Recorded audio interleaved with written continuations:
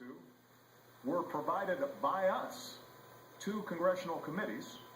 They reviewed them several months ago, concluded that, in fact, there was nothing afoul in terms of the process that we had used.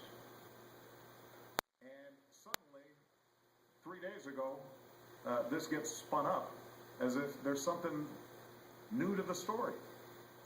There's no there. Keep in mind, by the way, these so-called talking points that were prepared for Susan Rice 5-6 days after the event occurred pretty much matched the assessments that I was receiving at that time in my presidential daily briefing. And keep in mind that 2 to 3 days after Susan Rice appeared on the Sunday shows, using these talking points, which have been the source of all this controversy, I sent up the head of our National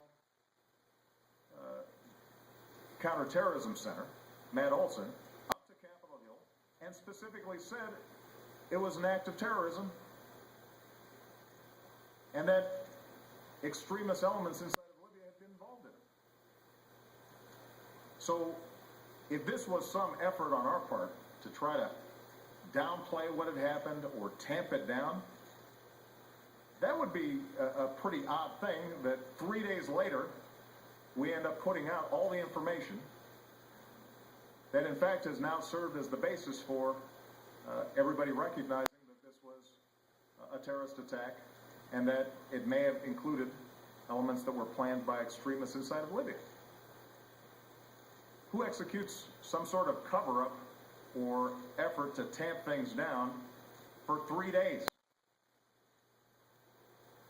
So the whole thing defies logic, and the fact that this keeps on getting churned out, frankly, has a lot to do with political motivations. We've had folks who have challenged Hillary Clinton's integrity, Susan Rice's integrity, Mike Mullen and Tom Pickering's integrity.